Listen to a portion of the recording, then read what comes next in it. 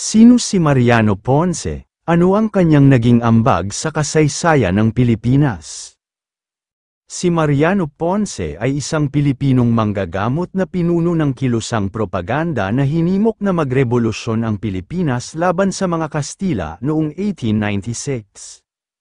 Si Mariano Ponce ay isinilang sa Baliwag, Bulacan noong ika-23 ng Marso taong 1863. Siya ay panganay sa 7 anak ng mag-asawang Don Mariano Ponce at Doña Maria Collantes de los Santos.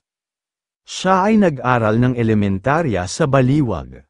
Pagkatapos, lumipat siya sa Maynila upang ipagpatuloy ang pag-aaral ng sekundarya sa mga pribadong paaralan na pinamamahalaan ni Juan Evangelista, Hugo Ilagan at Escolastico sa Landanan. Noong 1880, habang nag-aaral sa Maynila, nakilahok siya sa mga pagtitipon upang pakinggan si Marcelo H. del Pilar, isang makabayang abogado at patnugot ng diaryong Tagalog.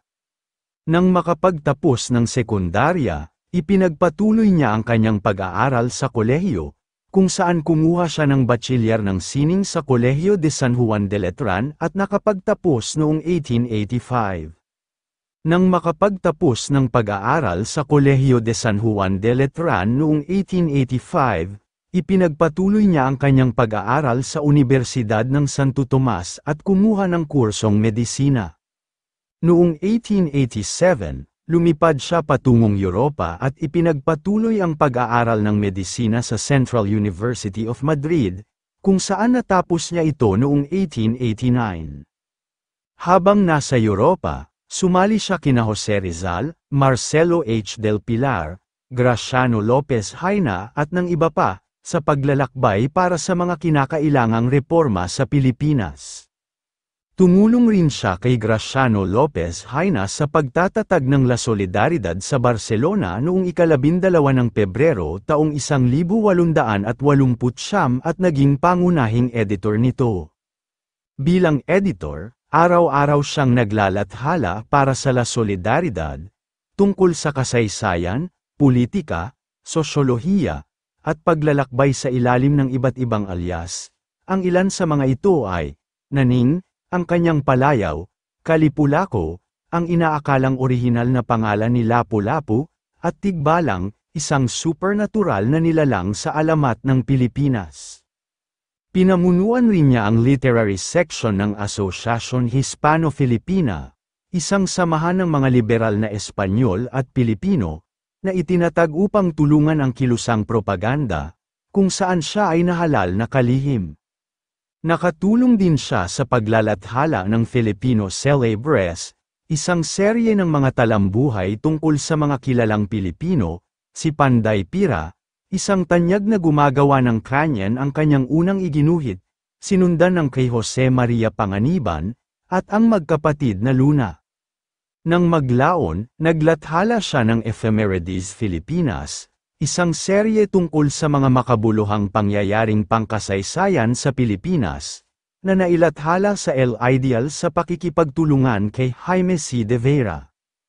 Sa katunayan, noong 1887, ang kanyang serye tungkol sa mga alamat ng Bulacan ay lumabas sa La Oceana ng Maynila pagkatapos ng kompilasyon ng mga alamat ni Isabelo de los Reyes na nanalo ng medalyang pilak sa Philippine Exposition noong 1881 sa Espanya. Nang sumiklab ang rebolusyon noong 1896, siya ay nakulong sa Barcelona sa loob ng 48 oras, dahil sa paghihinala na may kaugnayan siya sa pag-aalsa. Lumipat siya sa Pransya upang maiwasan ang isa pang pagkakakulong at pagkatapos ay naglayag patungong Hong Kong, kung saan siya ay naging kalihim ng Junta Revolucionaria. Siya ang naghanda ng balangkas para sa pamahalaang revolusyonaryo sa muling pag-uwi ni General Emilio Aguinaldo sa Pilipinas. Noong 1898, hinirang siya ni Emilio Aguinaldo bilang kinatawang diplomatiko ng unang republika sa Japan. Noong ika-29 ng Hunyo taong 1898, nakarating siya sa Yokohama upang humingi ng tulong sa Japan at upang bumili ng mga armas na magagamit ng hukbong Pilipino. Nakilala at nakipagkaibigan siya kay Dr. Sun Yat-sen, ang tagapagtatag at unang pangulo ng Republikang Chino. Nakilala at naging kaibigan rin niya ang kalahating Pilipino at Hapon na si Jose Ramos Ishikawa. Sa kanyang mga pagsisikap, ang mga pahayagang Hapones ay naging maawin sa mga Pilipino. Sa kasamaang palad, ang mga armas at ammunisyon na binili ay hindi nakarating sa Pilipinas dahil ang barkong Nunabiki Maru na nagdadala sa mga ito ay nasalanta ng bagyo sa baybayin ng Formosa noong ika-21 ng Hulyo taong 1899.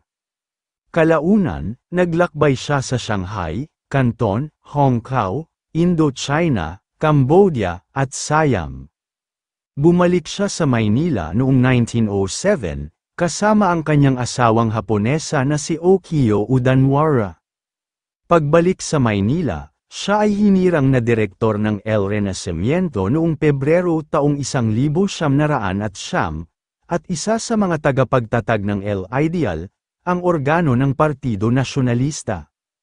Siya ay nahalal na assemblyman para sa ikalawang distrito ng Bulacan. Hinirang siya ni Speaker Sergio Osmeña bilang chairman ng komite sa aklatan ng Pambansang Asembleya na bumuo ng Bibliografia Parlamentarya. Habang pauwi sa China upang bisitahin ang kanyang matalik na kaibigang si Dr. Sun Yat-sen, na kanyang inilathala ang talambuhay noong 1914, namatay siya sa sakit na tuberculosis sa Civil Hospital sa Hong Kong noong ika-23 ng Mayo taong 1918 sa edad na 55. Ang kanyang mga labi ay inilibing sa Manila North Cemetery. Kung kayo ay aking tatanungin, anong masasabi ninyo sa talambuhay na ito, mag-comment lang. So, ayun lamang ang talambuhay natin ngayong araw, sana ay may natutunan kayo. Huwag na rin kalimutang mag-like at mag-subscribe para maging updated sa mga panibagong video. Maraming salamat po.